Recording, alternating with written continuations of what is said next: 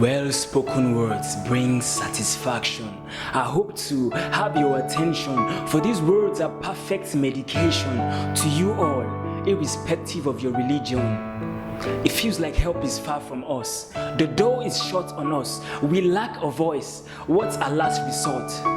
What do we do when the brightly lit streets that we envisioned is being breached by dark alleys?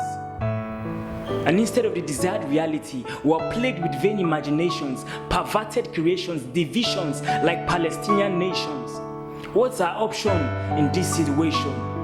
When no one believes in us, how then can we make Warri work? When our positional leaders don't have the right equipment, but they get the contract. And when I consider the disparity between their promises and the reality, I be like, what a contrast.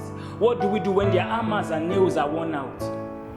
Do we sit still and watch the remains of our city become nil, corrupted with bouquet of withered minds, coated with shame and disdain? Do we ease at the injustice that we see and mourn our city? Do we go to sleep, or do we take a stand? I do not mean being given a stand like it's open mic, but extending our hands, reaching for it and taking it, for only then will we be able to cure these structural ills and procure the good of our posterity. Do we just leave, go settle someplace, but how would you feel knowing you could have made an impact because you've got the right resource, you are enough resource?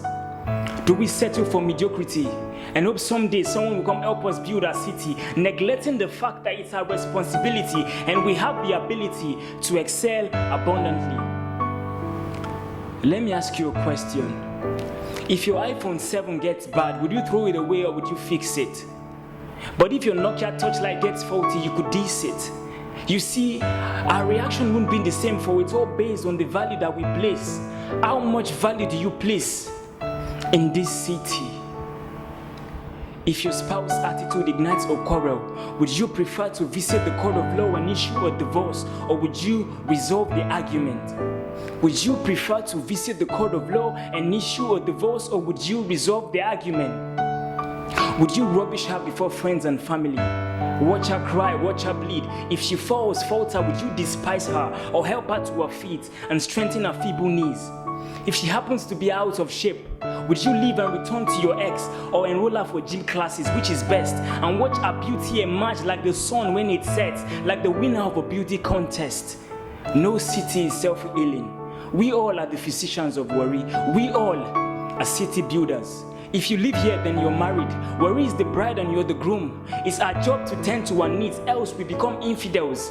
It's your job, it's mine, and no, it's not 9 to 5, it's every time. As long as we are alive, and we will not just survive, we will thrive. Your job might be to plant the seeds, his might be to water them, mine might be to tend to the trees, but we all harvest our produce as one big family. So I ask again, do we give up, or do we keep on? I am ChizzySpeaks.